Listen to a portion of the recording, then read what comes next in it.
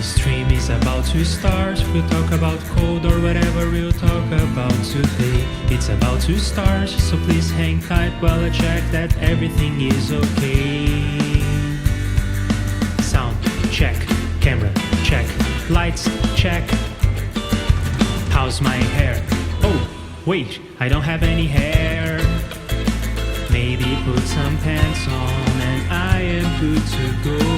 So get ready wherever you are, 'cause this stream is about to start.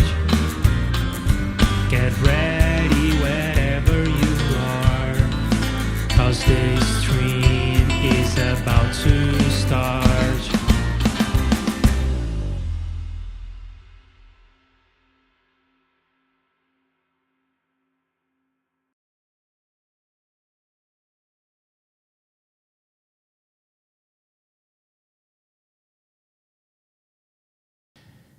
Hello everyone and welcome to another meeting of the C++ Digital Signal Processing and No JUCE study group. How are you all doing? Very good. Fine. How are you? All right, so the situation is the following. Fotis has not finished his homework yet. He's going to go last and he's going to be working on the homework while we give our updates. And maybe you're gonna give me some ideas. Maybe. And so, Cwits, how are you doing? Do you want to start us off? I can show something. We can try to show something, but I need then to enable camera. Yeah. Do you want to do that? Hello. Yeah, camera is working. Mama, I'm on YouTube. Well, I am not showing you. I know that you don't like to show, so yeah, I was waiting for you to point your camera somewhere else before I brought you into the stream. So hang on, because now I am bringing you into the stream. How it's better? It's like this or horizontal, or I don't know. I think that this view, the landscape view, is gonna work better. Maybe. So, as always, I can load things. I have my cool browser there, but I started to making Midi. I don't know.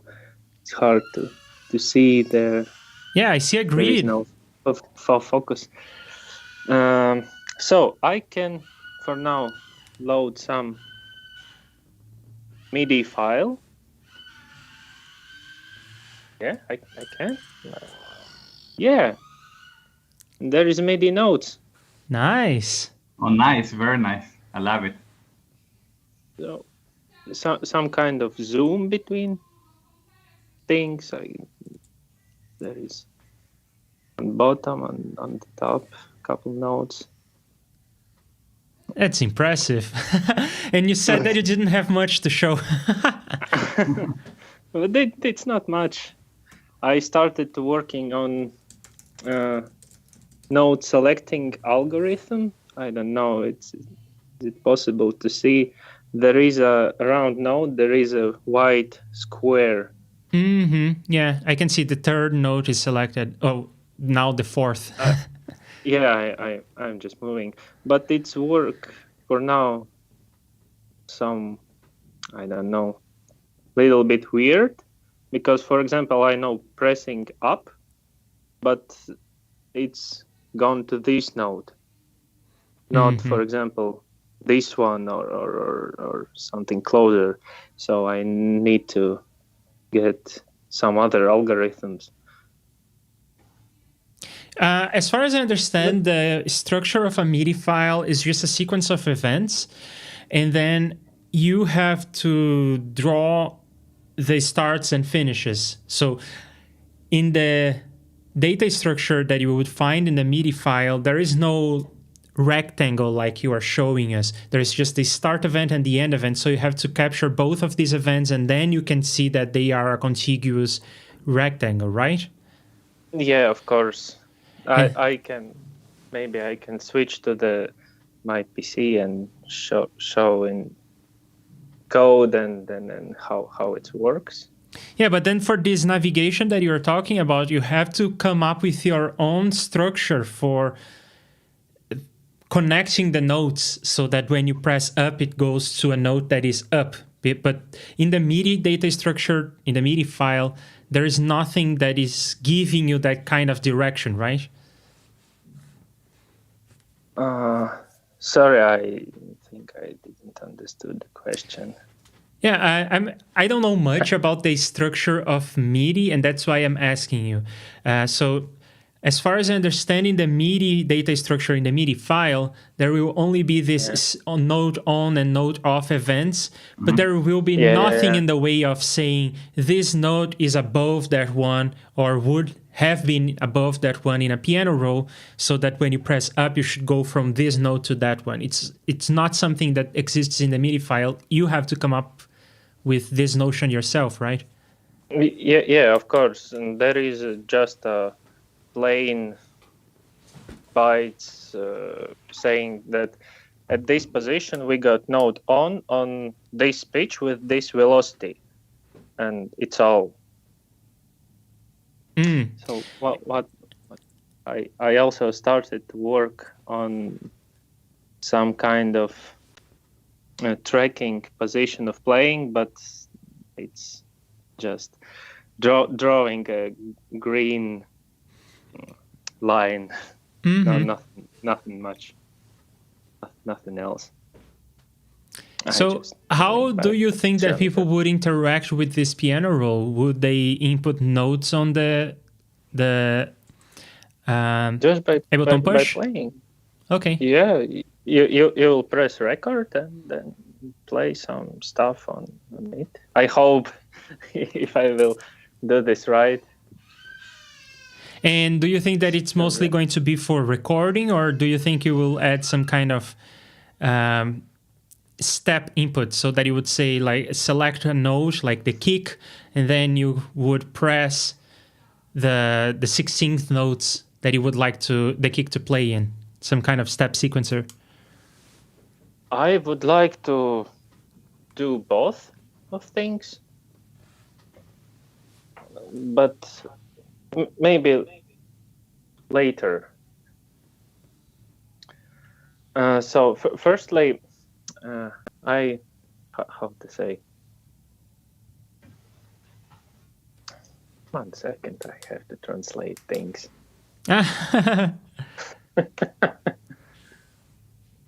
From English.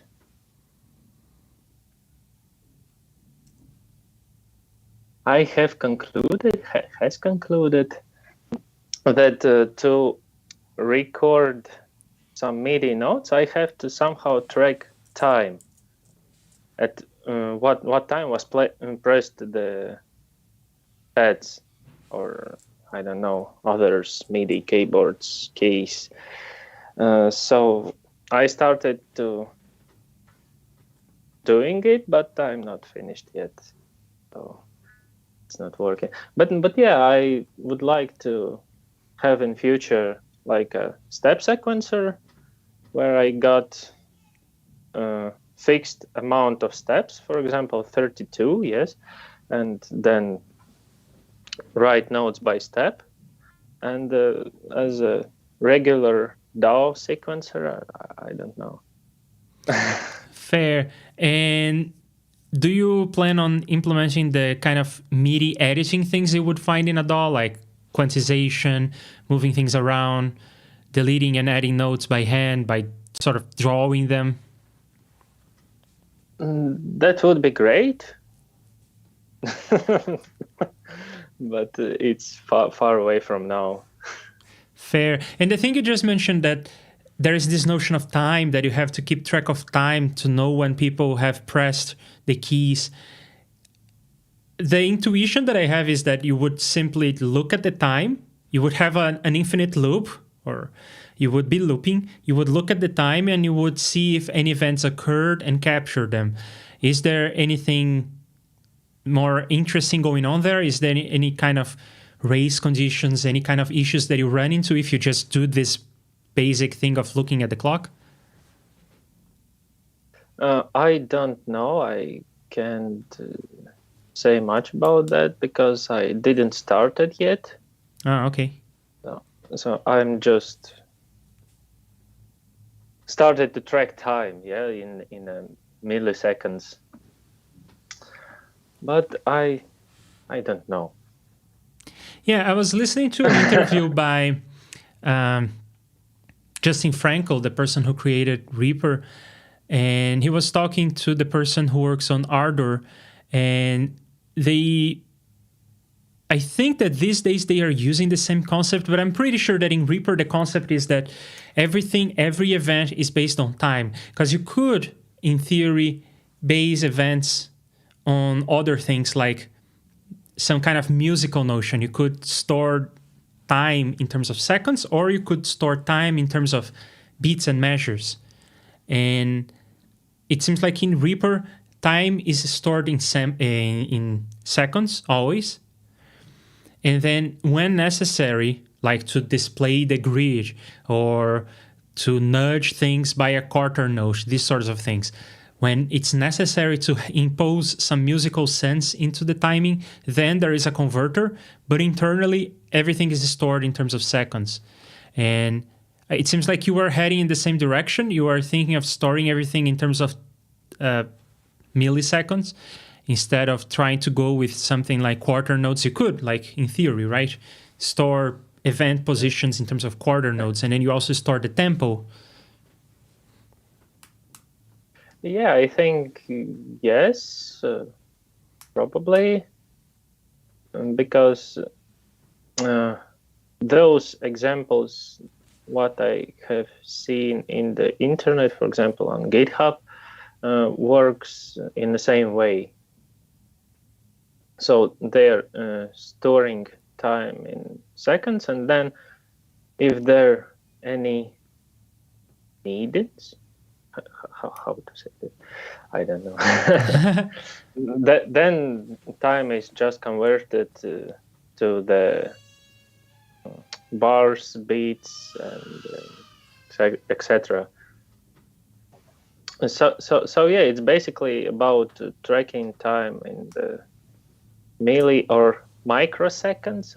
I think milliseconds wouldn't be pretty high, pretty fast enough, because for example, modern DOS working on, there is one term like PPQN, pulses per quarter note, and for example Reaper works on the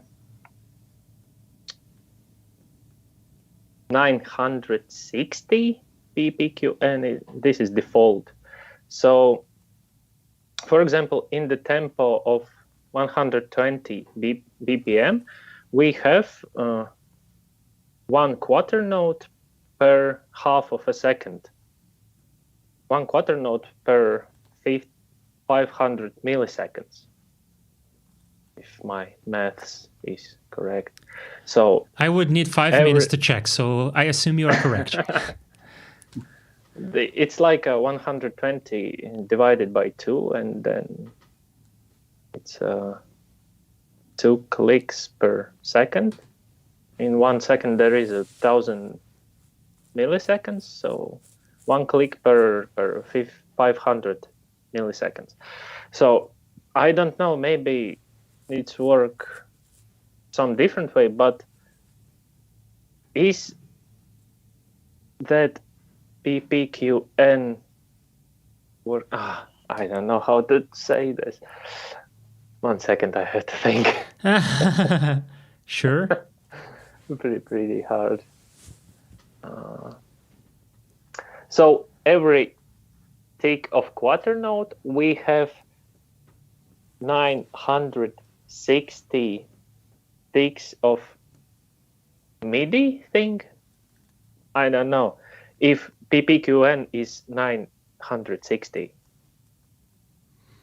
It's working somehow like this. I don't know really. I have tried to run simple timer that count milliseconds on my Raspberry Pi, and it takes around 20% of processing time, I think it's quite big enough. So there is maybe people doing this in some other ways, but I didn't found them yet. But how are you doing that? How do you check the time? Wait a second, I will switch to my PC. Okay. Because I know that the operation that asks ultimately the operating system and the kernel what time it is, that operation can be somewhat slow.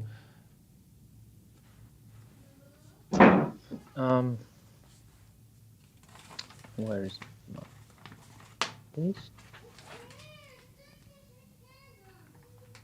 Do you see my screen? Yes, your screen is up, and I am bringing it here on the stream as well. Bear with me for a moment.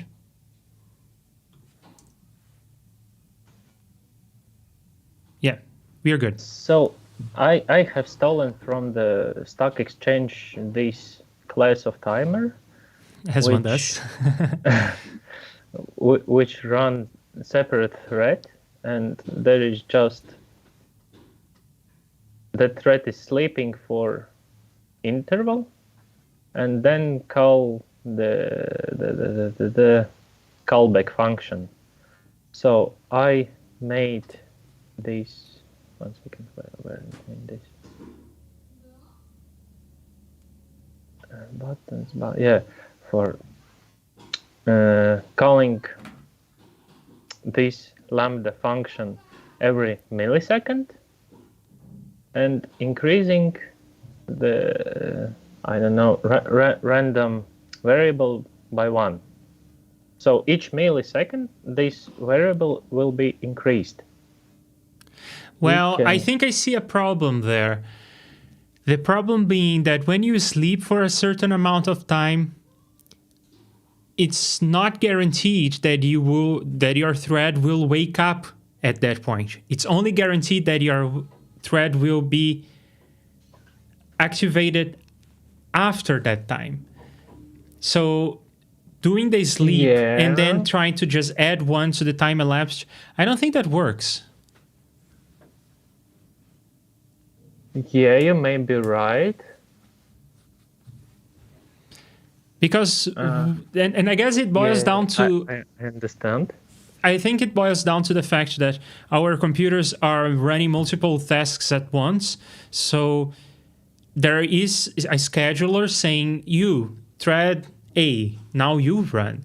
Okay, time is up. Now you stop, and thread C, now you start. So this scheduler is responsible for keeping track of all these timers. So if a thread is sleeping, the scheduler is going to say, okay, I'm not going to wake up thread B because thread B is sleeping. So I'm going to go and ask thread C to do some work.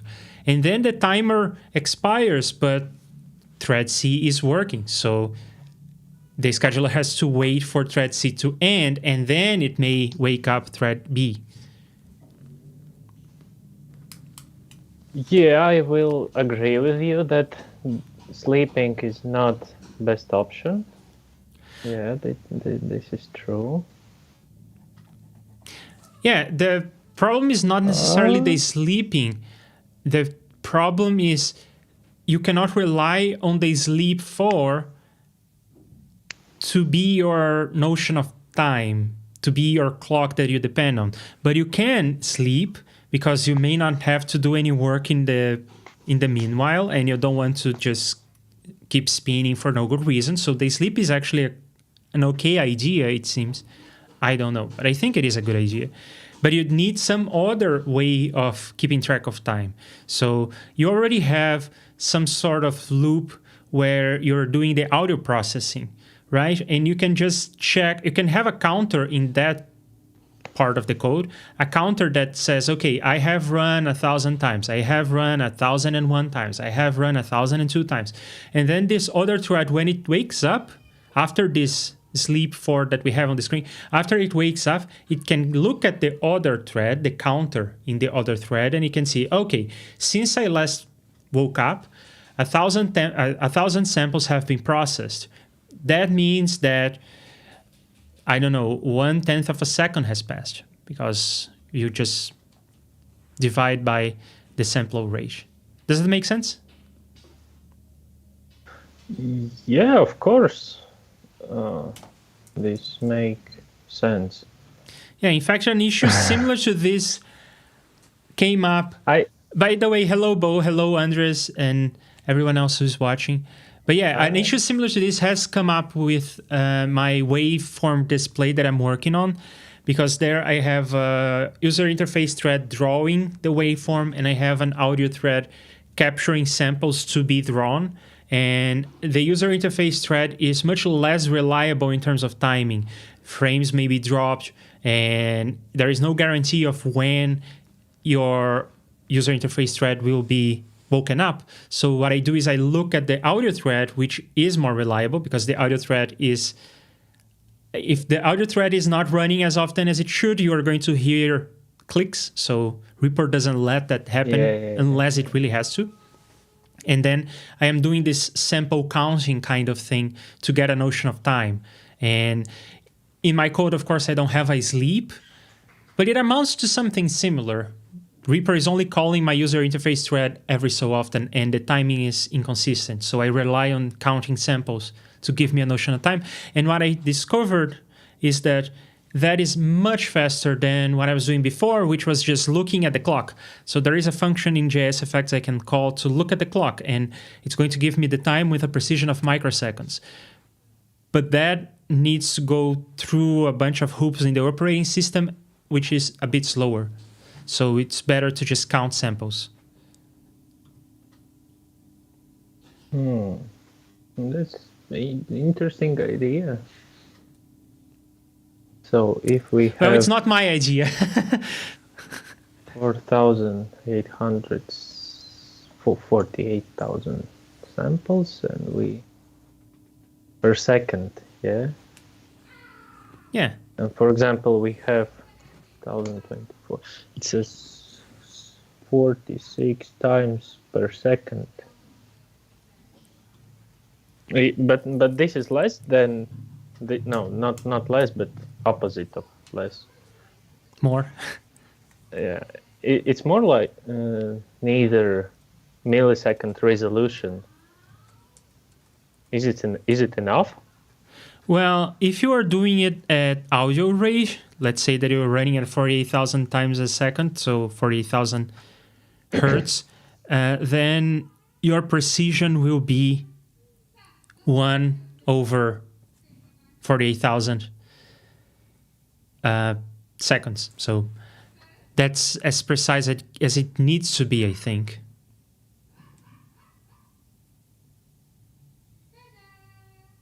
Just I'm not quite sure that this will be precise enough for capturing Midi nodes and Midi actions. Well, it should. What Maybe at what sample rate are you running the Raspberry Pi? I don't remember. But we can check quickly. For now, it's 44,100. Okay, fair. So I'm doing the math here. And I am copying and pasting values.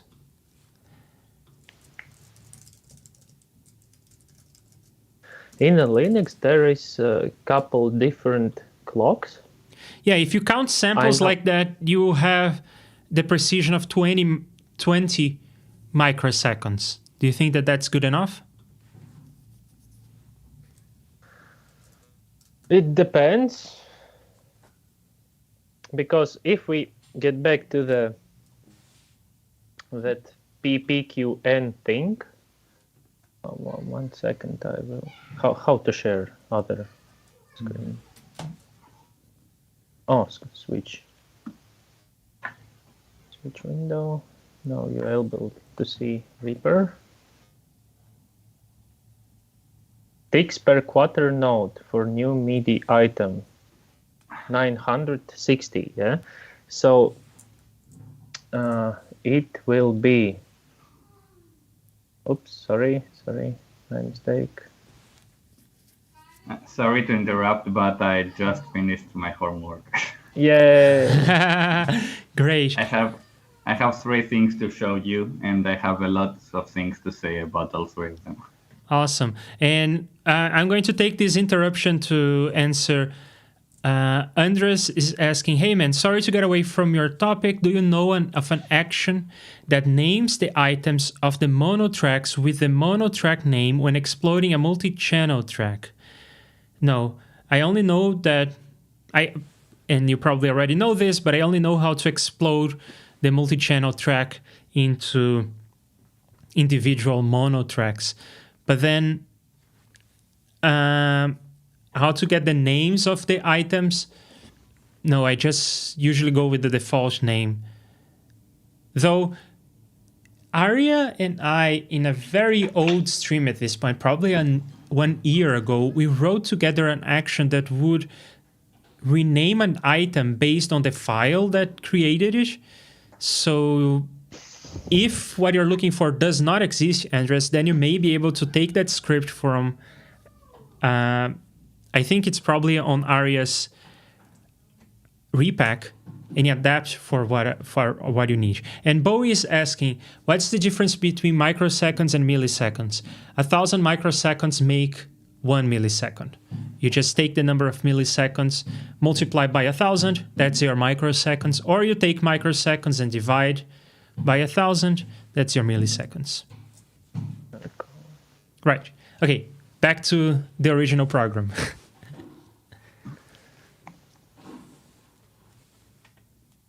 So it will be like this, I suppose.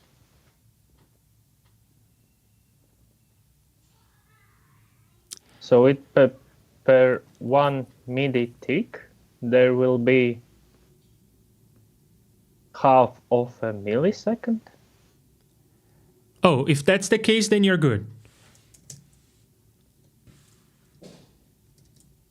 Right? Why?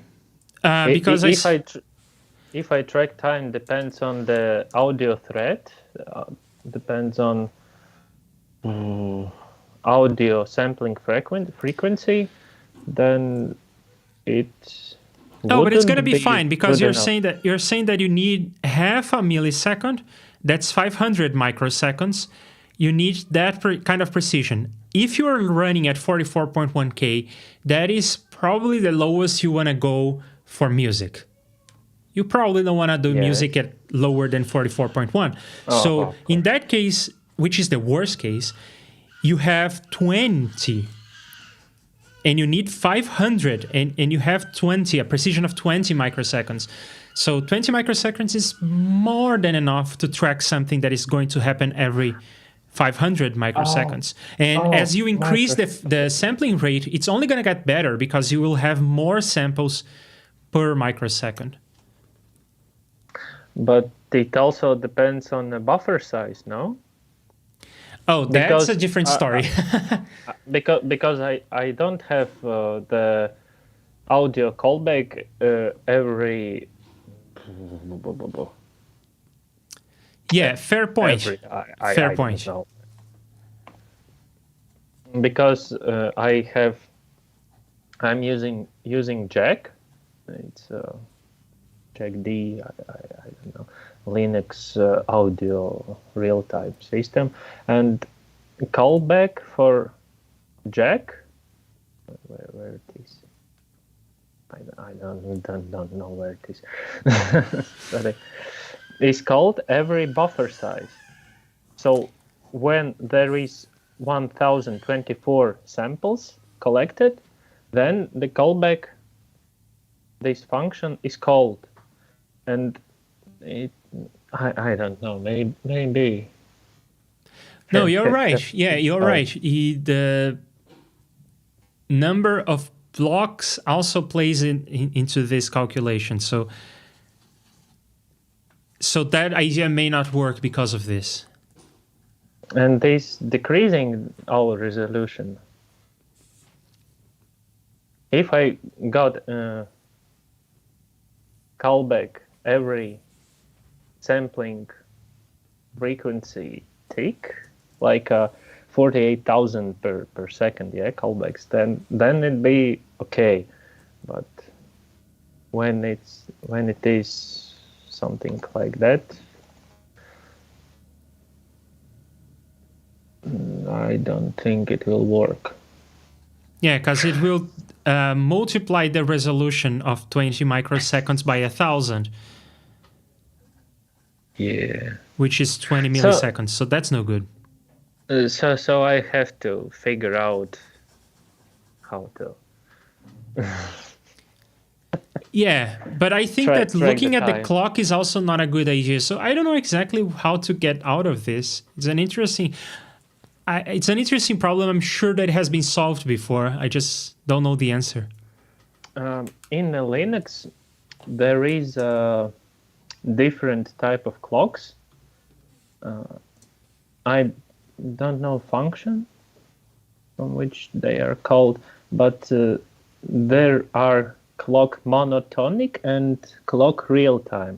So I assume that I have to use monotonic because it happens like monotonically and didn't change over time.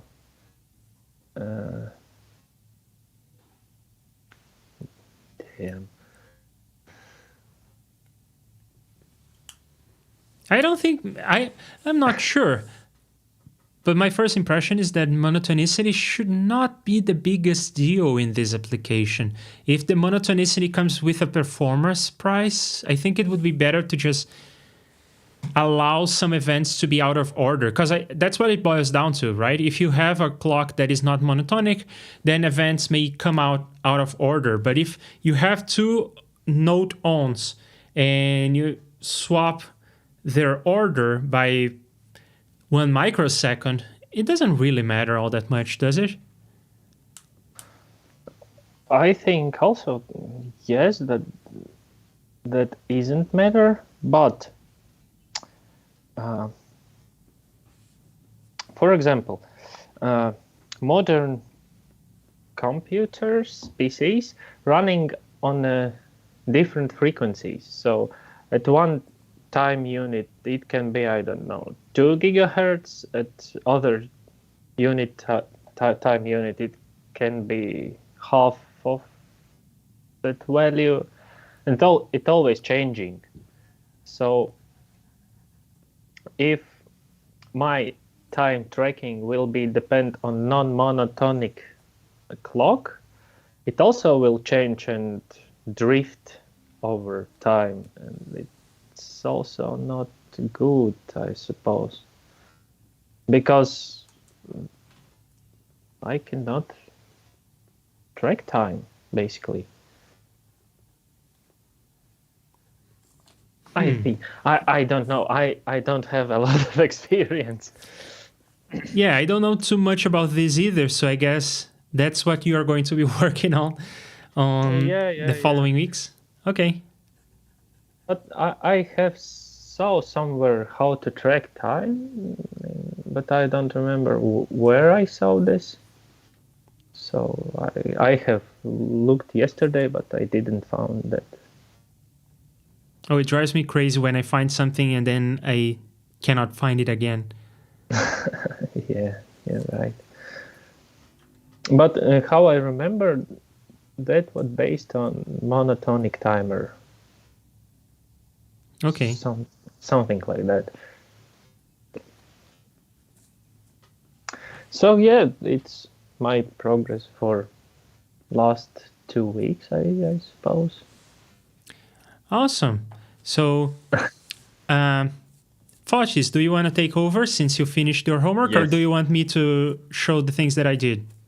Yes, I can. I'm going to share my screen. I have 3 things to show.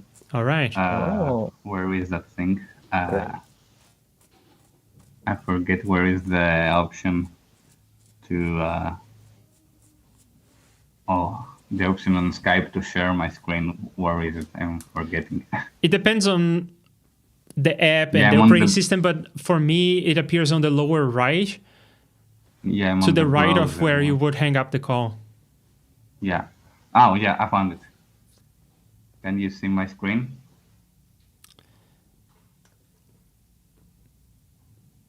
For example, there Yes, is we can. though like Awesome. LMMS. So sorry, I Yeah. will interrupt you for a second. Okay. And it use standard template library from C++, Chrono library, and counting somehow from that. But it counts in microseconds, not milliseconds. Okay. So sorry. That's all. So yeah, first of all, pay no attention to this green background. It's how I have set up my earphone view so that when I load transparent PNGs, I can see them like a green screen. Anyway, so this is the first thing. I call it the Tonalizer. It's basically one of the plugins that I need the most that nobody has made yet.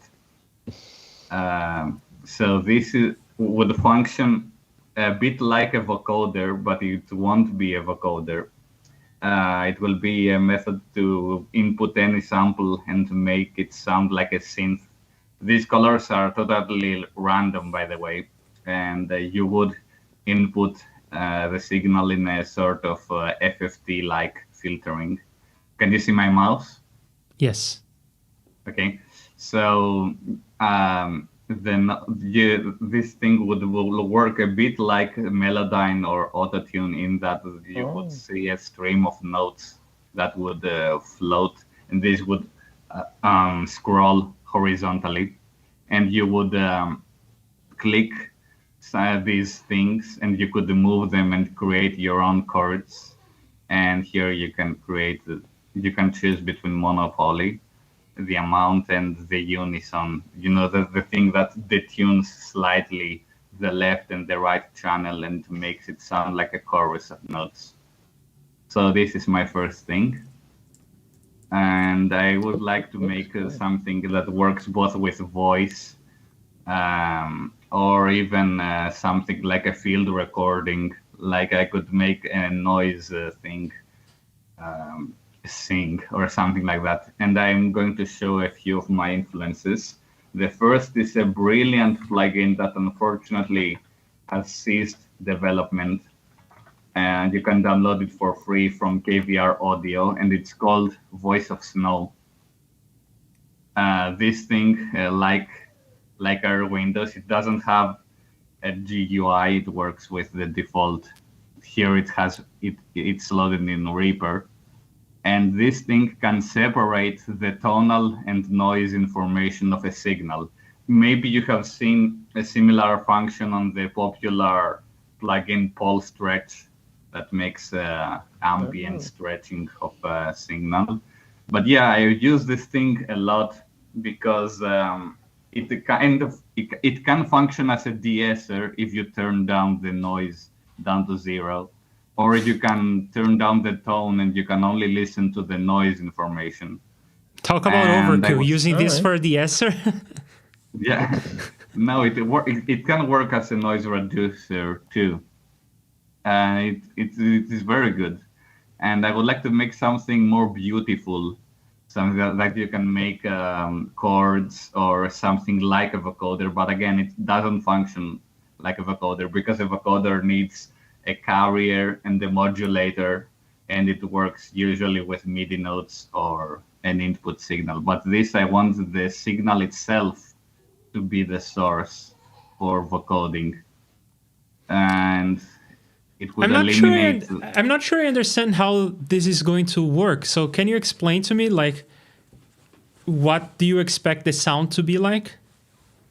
Yeah, I was thinking of making something with my voice, like an experimental filter that makes me sound like a robot that sings, but in a different way. I want to make something that hasn't been done before, something like a chorus of vocoders that can. And the reason why I want to use this in voice, why I'm talking about this one, is because if you separate the tonal from the noise portion of the sound, then the S's or the consonants in general won't be affecting the tonal information. Yeah, I should put a separate thingy right here that separates. I should have pointed this out. But yeah, I want the noise to not affect the notes. So basically, I want... I don't know exactly how to put it into words what I have in mind. That doesn't make sense so far. No, it does make sense, yeah. And I just want to briefly interrupt to say that Riley is here and saying, hey, y'all, just wanted to stop in to say thank you for all your work on video processing items, spending the day rating those videos to make some custom actions. Great to have you here. Thanks for stopping by. And Bo is asking, how does Voice of Snow work? Do you know, Fotis? Do you know how it works? I mean, not how it sounds, but internally, what is the DSP that is happening there? I don't know, but since it's a bare DLL file, I guess you could crack it open and see how the code works. I have a clue. So you can download it from here. There is this both for Windows and Mac. There is this course on Coursera that is about audio signal processing for music applications, something like that. And it's taught by a person named... I think his name is Javier Serra, something like that. I forget. Anyway, so the course is mainly about these models that he developed. And it goes along the lines of... Yes, it says something about FFTs in the comments. And exactly, and that's the intuition that I have here. So it works like this. You take the FFT of the sound, and then you try to find peaks in the spectrum. So if there is a peak in the spectrum, you could say that this is the tonal part of the sound. And maybe one example that we used in the course was a flute player. So the note of the flute was that peak. And then everything else that is below a certain threshold, like the breath and whatever kind of movement that is happening as you're playing the flute. So all of those become the noise parts, the non-tonal parts of the sound. And then you can decompose the two so that you can maybe recreate breaths as you wish, or maybe you want to pitch shift only the tone but keep the breath as it is. You don't want to do pitch shifting to the breath. And it's relatively straightforward conceptually. Of course, as always, the devil is in the details of how you go about implementing this, but it just boils down to taking the FFT, looking at peaks, finding peaks, and I guess one of the complicated parts is finding the peaks, because you have to look at the threshold, but you also want to make the peaks consistent over time. You don't want to change your mind of where the peaks are on every block of FFT. So you want some notion of continuity. And then it gets a bit more complicated. And people who are interested in learning about this, the Coursera course is great, goes in great depth about this. And there is some source code that you can look at in Python. So it's approachable. It's not a bunch of C++ that is hard to make sense of. And then... And then you can understand it's called the sinusoidal model, and that's the tonal part. And then there is the stochastic model, and the stochastic is the noise part of things. Yeah, I believe that this thing works in a similar way. It says it uses spectral analysis. And if you think about it, the noise is like a very random thing. It's fluctuating, while the tonal parts are more static or fixed frequencies. So maybe it does something like that. Anyway, now can I move to the second part, or would you like to ask a bit anything else about this thing? Well, I guess what you're planning on doing is sort of similar, right? You're going to get the tonal parts of the things, and then you're going to just replay them on the different pitches that you draw on this interface. Yeah, sounds good. And Riley is saying, my kingdom for a deep breather that works reliably. Yeah, I get it. I wish. Anyway, the second thing is actually a bit, I'm going to make a parenthesis here because I have sent you this in a previous stream. I don't know, I mean, before we began this study group. I don't know if you have seen this video of mine that's called SynSense. This was my my thesis on my master degree on design. And I talked a bit about my synesthesia. I have the ability to perceive sounds as if having some kind of color. And this master was about making a mock-up for a mobile phone app that would be like a music streaming service that would allow you to remix songs using color. And another one that would be like, that would work with your phone's camera and would allow you to listen to colors. And this is actually based on an idea by Neil Harbison, and a scientist who has made a TEDx project. I'm going to link this as well. Neil. Wow. So yeah, this guy is colorblind, completely colorblind. He sees everything as being black and white, and he created this device that he actually jammed into his own skull. Yeah, this thing is an extension of himself, and it allows it scans all the colors in the environment, and it plays synth notes inside his brain, and he can actually listen to the colors that he can see, that he cannot see. Pretty crazy. Yeah, and I was thinking of making the same thing with your phone's camera, and it will be both a demonstration on how synesthetes perceive colors, and it would also help colorblind people or other people with visibility problems, vision problems.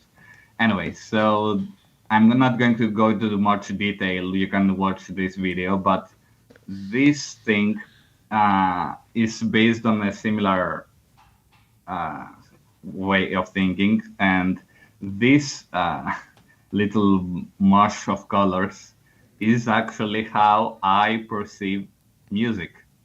It may look weird, but this is more or less how my brain translates music. So this white thing here and the center represents the kick, the snare, and usually the human voice.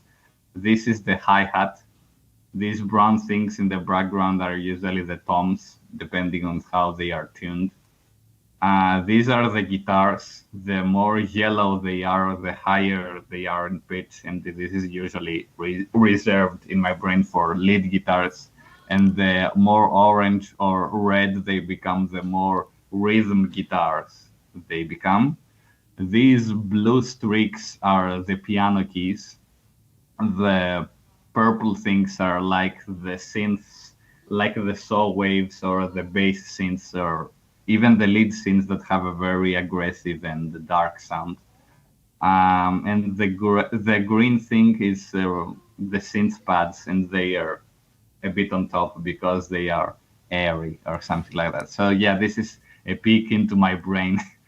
And I wanted to visualize how my brain functions.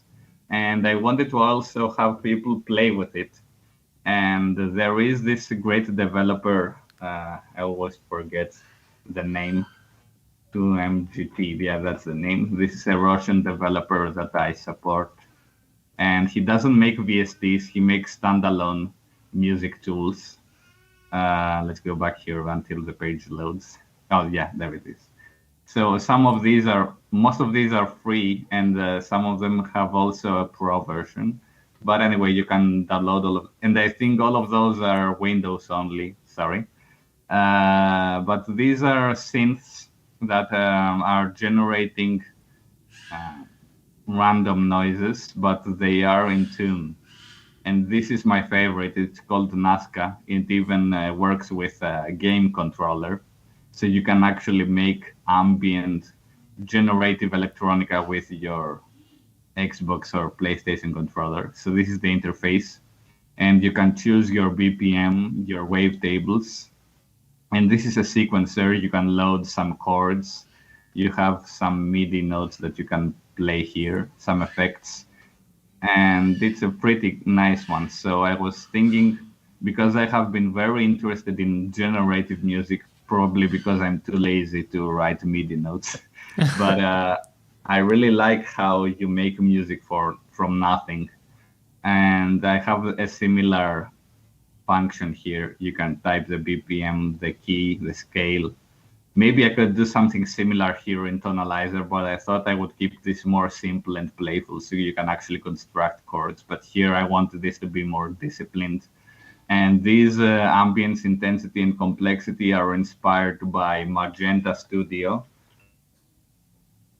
which is both a standalone application and a plugin for Ableton. They are the same thing, but you can, when you use Ableton, the only difference is that you can export the MIDI tracks directly to your project, while if you use the standalone version, you just save the MIDI files on your computer. And you can see that these are all machine learning AI programs that allow you to either generate MIDI notes like melodies, or they can create drums, or they can convert melodies into drums, or the interpolate can blend two melodies together, and continue can actually create variations on the melodies that you input. And this temperature function, I have seen it in many other machine learning things. I think it's sometimes I see it as being called aggressiveness, but it's I think it's how complex you want the algorithm to behave.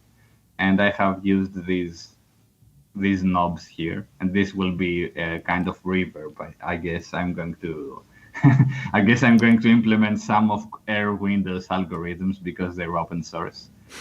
But yeah, these things are going to make the melodies a bit more complicated or simple. And this is going to make the notes louder, like the velocity and something like that. And you will be able to, at the same time, visualize how the melodies are being generated.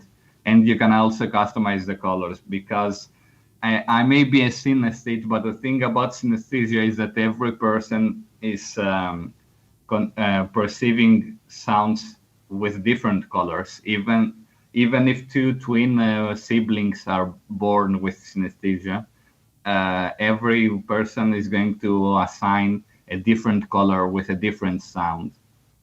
So you can choose your own here. And this is basically the gist. I think I did not associate colors with sound. Is something wrong with me? Oh, no. This is most people don't do that. The synesthetes are. There are five different kinds of synesthesia that we have found in humans. The first is the sound to color. The second one is sound to letters. Oh no, sorry, I meant colors to letters. You can find more information in my video, but I'm going to say them very quickly. The third one is called the number to form, and this is with people who can perceive a map of numbers inside their brain. The fourth one is called personification, and it allows you to perceive letters as having some kind of personality. For example, G looks angry, or N is looking happy.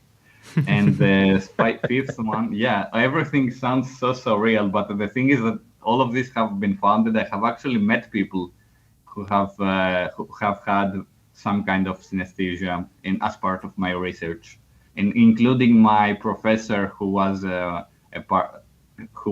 my master degree, and even his daughter.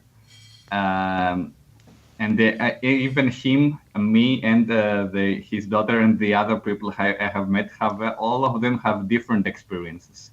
And the final one is called lexical gustatory, that when you perceive some words as having some kind of taste, but that's irrelevant to the word itself. So it's not like I tell you the word chocolate and you taste chocolate in your mouth. But if I tell you the word bed and you're tasting hamburgers, yeah, it's very surreal, but it's happening because people who have synesthesia, the parts of the brain that are drawing blood, like the sight part or the hearing part, the senses parts are drawing blood at the same time. This is how the senses are correlating. I didn't know how it works. Interesting. And we still don't know why this is happening. I mean, this has been in people since forever, but we only found out about this in the 90s when MRI was discovered and we found those brain functions. Because before that, if somebody was telling you that they can hear colors, they would send them to the mental asylum or something. Yeah. And even some famous musicians have synesthesia, like Aphex Twin or Stevie Wonder. Oh, no, not Stevie. I think Stevie Wonder does have some kind of synesthesia, even though he is blind. He can perceive some sounds in a weird way. And Kanye West, too. And even the painter Vasily Kandinsky had some kind of synesthesia, but he didn't know how to express it. But I have his book, and he does describe those feelings. Interesting. So in your plugin, you are creating a visualizer and a kind of a synthesizer or a composer, right? Exactly, yes. So it is generating music on the fly from the ground up, and it's also visualizing. So it's 2 for 1. But could I just take my music that already exists and run it through the visualizer? Yeah, you could do that because I could make 2 versions of the plugin. You know, you have seen some plugins that have an instrument version and an FX version, like Surge. So I could make one that's just the visualizer, and you can run any song you want inside it. And when you see a visualization like what we see on the screen right now, does it feel right to you or does it feel off because it's not exactly what you see? You mean like a Windows Media Player? No, Those I kind mean, of the thing that you have on the screen right now is supposed to represent what you see when you hear music. Yeah. But when you have that in front of you, when you have the drawing in front of you, does it feel right? Does it feel like what you see? Or is it like slightly off and it's not easy to translate or not even possible to translate what you actually sense when you are hearing music? Yeah, I did it as accurately as possible. That's as close as I could get. Okay. Fair. And do you have a third idea? I see 3 instances of InfernReal. Yeah, the third, this is the Tonalizer, and this is the third thing, which is this could work both as a standalone and as a plugin. So this is a mashup, a collage, if you will, of 3 different applications. This is taken from Tax Guitar. I think this is taken from MuseCore, and this is taken from Dynamo, which is an open source. And I designed this because I want to learn how to read music notation. But this is a different discussion.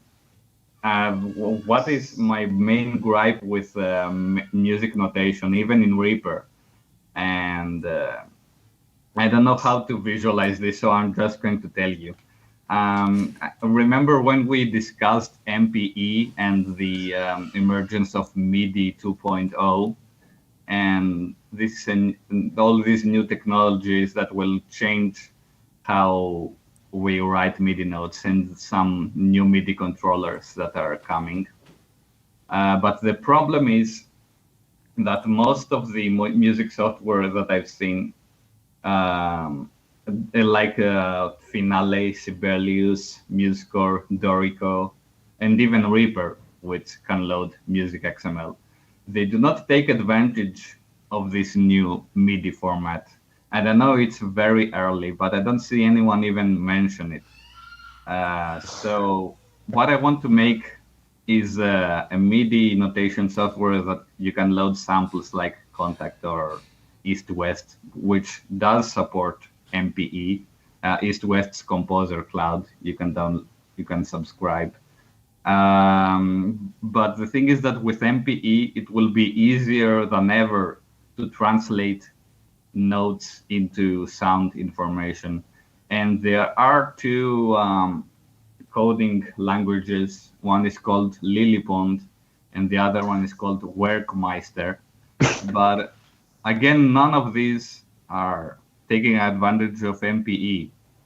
So I wanted something where with knobs where you can actually tune or even adjust the humanization in the gliding, the glissando as it's called, or other things that would make these translations of sheet music into audio more realistic than ever.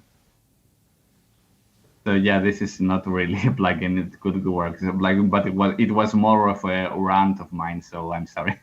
But yeah, Sounds really complicated. Yeah, this sounds like not a plugin or a project. Sounds like a lifetime project kind of thing.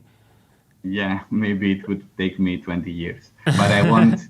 Why not? This instance. I want to focus on Synsense. This is my baby. I want to find the developer that works with apps, and then make this one. So this is more like an afterthought. I just want to put this out there. Also, it has a dark theme. You don't see many notation software with dark themes, right?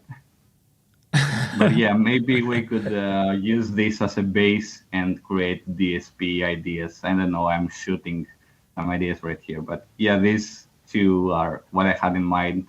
And for the next session, I want to design something like a reverb, but I still haven't decided what kind of reverb I really need, because Baby Audio has created a new plugin called Crystalline, and I want to use this and then design my own reverb based on what Crystalline doesn't have. But yeah, this is me in a nutshell. So I'm going to turn off the screen. Okay. Thank you for joining me in this little peek into Fotis' brain. Yeah, we literally saw your brain, but not in the gruesome way. Yeah. Hey, I'm back. You are back. All right. So, do you all want to see what I learned this week? Sure. Of course. All right. So, to recap, I am doing the VST version, the plugin version of my Jsfx that does auto mixing. So you take multiple microphones in a room and you auto mix their gains so that more gain is allocated to the person who is speaking in a roundtable situation, for instance. It's mostly for conversations, podcasts, videos, roundtables, that sort of thing. It's not so much for music, I don't think. But anyway, so that's the project that I'm working on. And a crucial part of it is my plugin needs to have access to the audio tracks from multiple microphones at once to do the mixing. I'm kind of taking over the job of the DAW when it comes to mixing. And in order to do that, what most plugins in this space do is they have sender-receiver kind of situation. So you have your track where your audio is, and in that track you put an instance that is a sender. And I'm using here as an example something from Isotope that works in this way. So this relay plugin sends audio, and you can see here on my track I don't have master parent send enabled. It's disabled. And what that means is that audio is not going from here to there. If I turn off the effects and play some audio, I'm going to mute the master for now. You will see that the meters here are not moving. So here is our sender plugin. And here is the receiving portion of that. And that's this visual mixer kind of thing. And though it has mixer in the name, it has nothing to do with auto mixer in the sense that I have in mind. But it is something that is supposed to help you mix stuff. So the sender is going to send audio to the receiver, and then when I play, you can see that the meter is still not moving. Interesting, huh?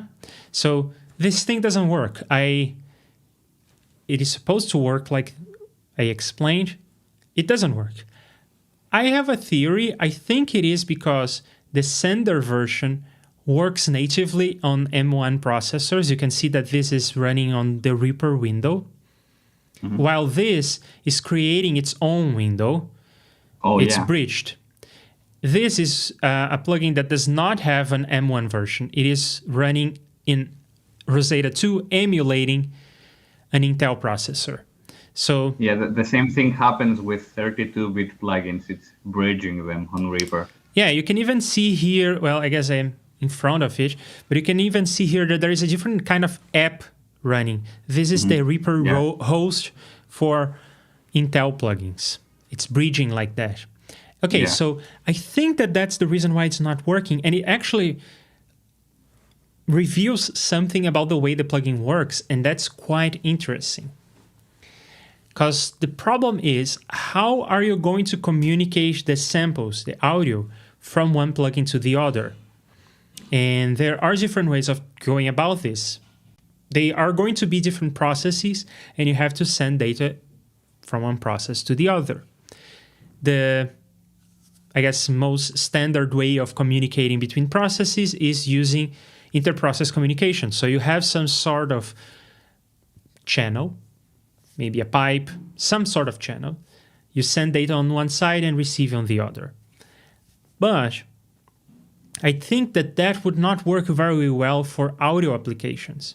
If we were to just communicate maybe settings, so suppose that over here on the receiver, I would know what is the level that you're sending at. And you just have to send one piece of information, that's the slider position. I think that maybe inter-process communication could work. But that's not what this is about. This is about sending audio, which is much higher bandwidth. So there's a lot more data going through the wire, and the timing constraints are much stricter. If you take the slider and you move it around and the sending and receiving takes a millisecond, that's probably fine.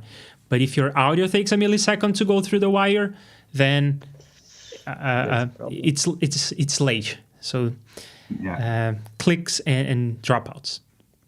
So the other way of going about communicating between processes is by having a shared memory. One process goes into a region of memory on your computer and writes the samples there, and then another process reads from there. And that's how plugins communicate with hosts when they are not bridged. So not an example in this case, but in this case where the plugin is running natively, as far as I understand, Reaper has a region in memory where it is doing its work. It's like drawing stuff and it's playing stuff and it's running all the processes that Reaper needs. When you load a plugin, Reaper goes and loads that plugin into its own address space. And then Reaper has a block of audio that it needs to send to the plugin. It writes that block of audio somewhere and it passes a pointer into the plugin. And then the plugin is going to see, okay, if I need to read samples, I just read from that pointer. And then when I need to write samples as my output, I will write somewhere given to me by the host, and the host will read from there. Great. So that's how hosts and plugins communicate. That's also how a plugin could communicate with another. The plugin would not use the buffer given by Reaper. It would have its own buffer managed by the plugin, and it would send the pointer across the different instances of the plugin. Okay, so that's my theory of how this plugin is working. I don't think it's doing the inter-process communication thing. I think that it's doing the shared memory thing because it makes more sense, it's faster, and because when you introduce one part, the sender, that is native, it is running under the Reaper process, and the other part is running under this weird little widget thing here. So they cannot share memory because they are literally different processes. And that's why the isotope thing is not working, I don't think. I think that if I had a breached version of the relay, there would be a chance of this actually working, because both of them would be running under this little guy here. And this whole story about the architecture also explains why my version of my automixer so far that is only computing RMS is sometimes crashing Reaper, because it is native. It's not breached under the Intel thing. So Reaper loads my plugin into its own address space, and then my plugin does something wrong that corrupts memory, so the whole host goes down. Because it's a single process, there is no way of failing half a process, right? And that is actually kind of interesting, because it shows how the architecture works and what the constraints are. And I think that as far as I am concerned with the whole sending and receiving thing, it will work. I will just use this shared memory approach. And as far as I understand, when I have a plugin, it will be loaded into the DAW, into the host only once. And then if I have 1,000 instances of my plugin, it's still just one piece of code that was loaded in memory, except that that piece of code is running more often in all the instances, but it's just one piece of code, which means that I can just have good old static variables or global variables or singletons, however you want to think about them. And I can just use them to communicate between the instances of the plugin. And of course, I will also have an unfair advantage in that capacity, because I will not have one plugin sending and a different plugin receiving. I will just have two instances of the same plugin working in different modes, receive mode or send mode. So I will never run, I don't think, into this kind of weirdness where one plugin is Intel and the other is M1, because it's just going to be one piece of code running in different modes. Okay, but go ahead. Sorry. I would like to add two things. The first is about a plugin by Bluecat Audio that's called Gain. I think that's what it's called. It's free. And it's a very simple gain plugin where you add or remove decibels. But the thing is that you can load multiple instances of this plugin, and then you can make them function as part of a group. You can link them together. And if you turn down the knob on one instance, it goes down on all instances. And the second one is about Jsfx, and I don't know if you want to go into that world again. I haven't seen you make Jsfx in a while. But, I am doing Jsfx almost every day on my channel. Oh, okay. So Mike from Let's Talk About Reaper pointed me towards Toucan Studios. Have you heard of them?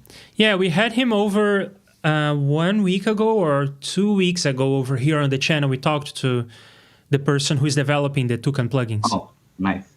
So this guy has made his own console-like plugin, like Air Windows. It's called Some Channel and Something. And you can either load those separately, or you can make them communicate with each other. And I found the way that they work interesting. You load the something into your master bus, and it shows you a window that says waiting for master, and you have to press the master button. And if you load the channel strip plugins, the sum channel into the plugins, into your tracks, you have the option of either using them as they are, or you can have them communicate with something. And if you do that, some of the functions are disabled because you can control them via something. And again, all of these examples I've said are simple data, because you're not buffering audio, you're buffering information about where the faders are. But if you see how these plugins are functioning, maybe you can apply a similar code for audio buffering. I don't know. Excellent segue into what I learned next. So here is the source code for one of the console plugins by Air Windows. He has many. This is number 6, but it doesn't end there. I think there are more. There is the console 7, there is the purest console. So I went looking into how that works, because I thought that it was going to do this thing that I need. I thought that it was going to communicate audio from in this case, it's not called the sender and receiver, it's called the channel and the bus. Yeah. But it's still, the channel is sending, the bus is receiving. So I thought that if I looked into the source for these plugins, I would learn how to do the thing that I need. But it doesn't work that way, because these plugins, they have a similar structure in how you would use them. You would put an instance of channel on each of the children, and then on the parent or the master, however you want to do that, you would have an instance of the bus. But the way that this works is actually kind of clever, and it is not by communicating audio between plugin instances. What this is doing is, as far as I understand, relatively straightforward. On each of the instances of the channel version, each sender, it is just taking the samples and it's doing some wave shaping using this formula. It doesn't really matter what the formula is doing, it's just manipulating the samples in some way. And the goal of this plugin, remember, is not to do any kind of auto mixing. The goal of this plugin is to sort of simulate what would happen in a console when you're mixing. So the summing up, the adding of the channels in a console is not exactly just addition. It is slightly non-linear. It colors the sound in some ways.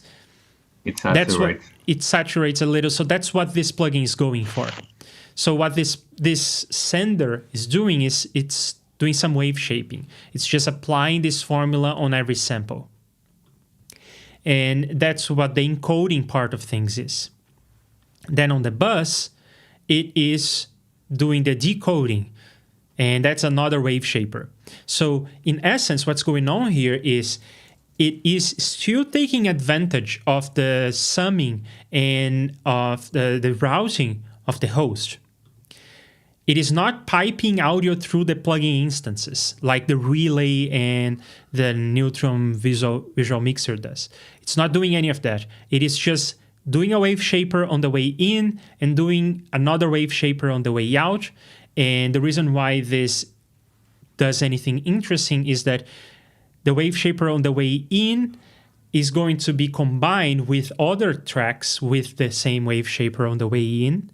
Then the DAW is going to sum everything together digitally using a plus sign, the simple thing.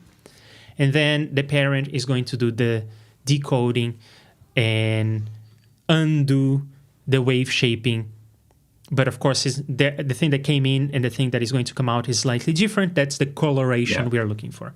Okay, so first step didn't really work out. I couldn't really hear anything coming out. We don't hear stuff. It's not coming there. But we learned something. Then we looked at the Air Windows console. Still didn't really get the answer, but we learned something. And then there is this thing here that I did last time. So on the last meeting, I showed this pair of plugins I wrote. It's super simple. It is just using the global memory in Jsfx. So I'm doing this in Jsfx as a prototype to understand the space before I go into C++, where things get complicated and I crash Reaper every time. And anytime I do an update to the plugin, I have to reload Reaper because it needs to reload that memory that contains my code that I was just talking about. So I'm doing this prototyping in Jsfx. So it works like this. I just send a sample by writing the sample into a place in memory, and this memory is global. Every instance of the plugin will have access to the same global memory. So it's like the shared memory that I was talking about. So this is the sender, and then the receiver works like this. It takes the sample from the global memory space and writes it out as the sample that it produces, the output that it produces. So really simple plugins. They are both one line of code. So one is sending, one is receiving. And last time I only showed you this, but now I'm going to let you listen to this. So again, the child is not sending to the parent by the usual ways, but the plugins are set up in a way that this is supposed to send and this is supposed to receive. And that's what it sounds like. We can't hear. Exactly. Oh yeah, the master button. It auto-muted. Oh yeah. It doesn't work. Oh. But it gives interesting effect. It is an interesting effect, but I don't think that's the kind of effect that people would be pleased when they're editing a podcast. I'm gonna make a song with this sound. It's like a bit gonna sample crusher. it. Yeah. So what I learned, and I did some Googling, and I found some relatively old threads on the Reaper forum, and I found that there was a plugin that used to be stock, but it no longer comes with Reaper. But I found somewhere on GitHub where people have just pushed the default plugins, the stock plugins from some time ago. By Loser, we have seen some of his plugins before in the channel here. He was the person who developed the pitch shifter that we based our pitch shifter on, many other great plugins as well. And I learned from this what it does and how it works. So this is the final version, and the issue is, again, coming back to what we were talking about before, the issue is timing. So when my plugin is running on the send, I will reopen the code for this version. So when it's sending the code here, the audio here, this sample block is running in a way that is unpredictable and that is not necessarily in sync with the way that the corresponding sample block will run on the parent. And the timing is inconsistent because this sample block is really just a convenience thing. Because Reaper is not processing audio sample by sample. Reaper is processing audio block by block. So it's processing audio, in my case, 256 samples at a time. So my plugin will receive 256 samples. It is going to do its thing, whatever the thing is. And then the next plugin will receive the result. And typically in JUCE, we only have access to samples one block at a time. And in Jsfx, we have the block, this block here, that we can process samples in blocks, except that we don't really have access to the samples in that. But if you need to do some kind of resetting, some kind of setup, you can do it on the block. And then on the sample block, it's just a convenience thing. You can think of the block as the thing that actually processes the audio. And you can imagine that in the block there will be some kind of for sample in block, and then there will be some kind of loop here, and whatever code you put there will run in this loop. It's not really how you would write this, but you can think about it that way. And then, of course, you would have to say that the sample output would be something like this, right? So because every time that you process sample in blocks, you probably will end up with one of these loops. For convenience, people at Cocos created this sample block. But the timing is still based on the block. This sample block is just for convenience. So that's why this version of a plugin doesn't work, because it's trying to process things in terms of samples, and it should be processing things in terms of blocks. So based on this code from Loser and from what I read on the forum, I came up with this other version. And in this version, I am taking advantage of the block to actually do some resetting, to actually do some setup. I just take the index and I zero it out, and on the sample block, I will be incrementing the index.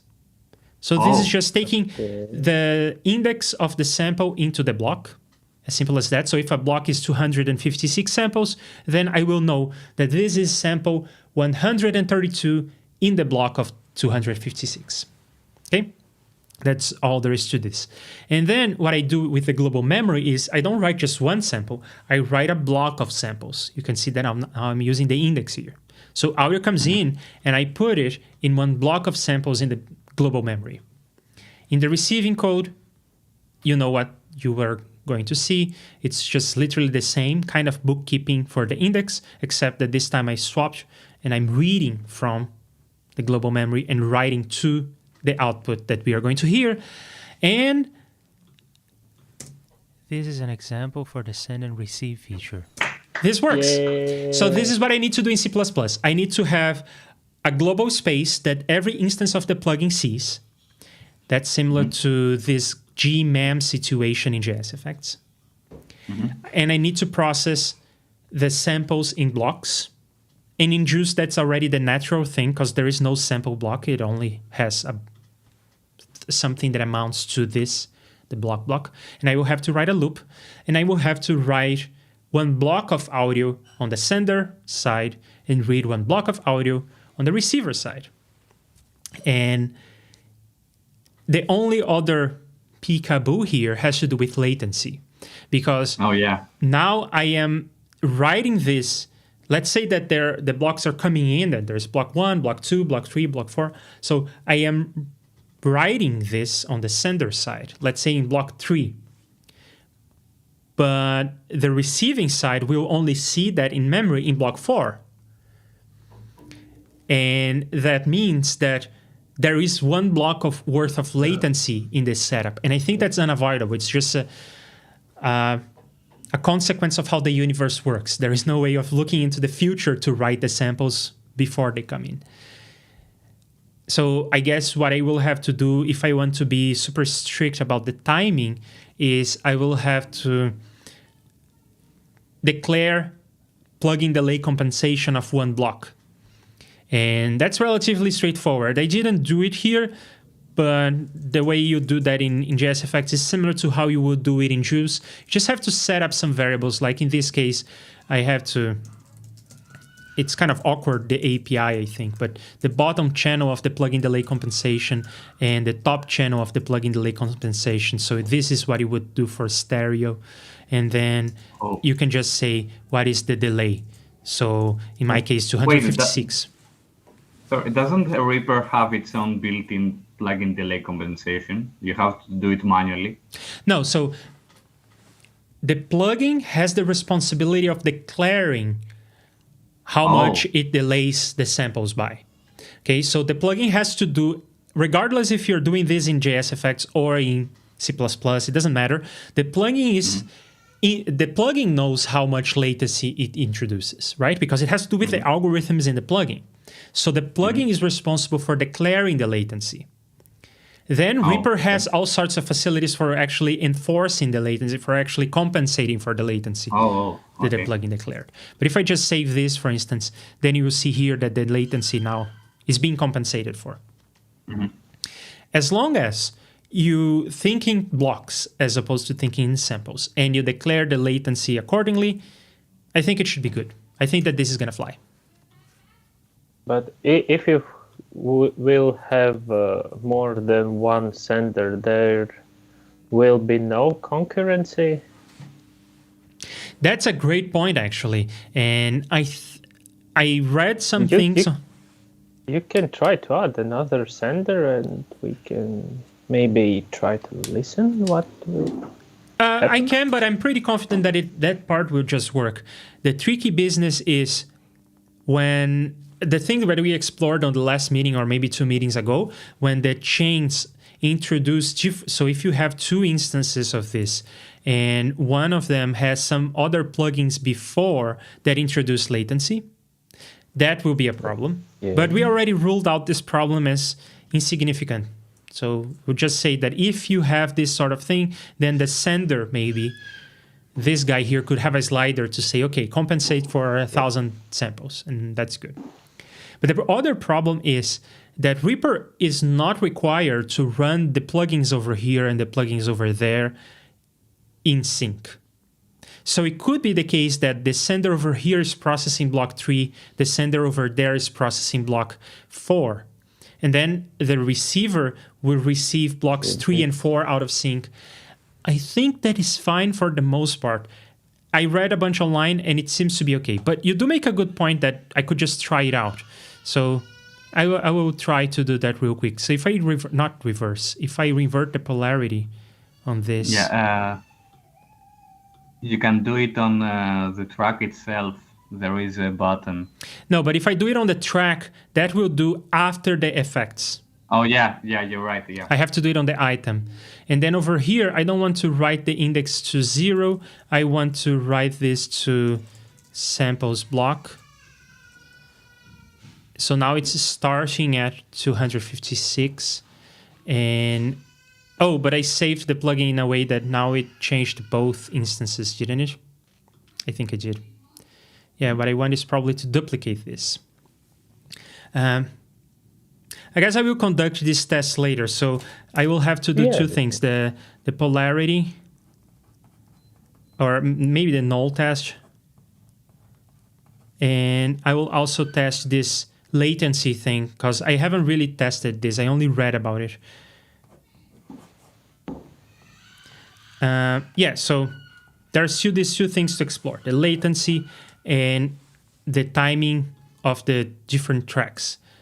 But I think it should be okay, as long as the chains don't have any other plugins in the middle to complicate things. I think it should be okay. Some people have reported success before.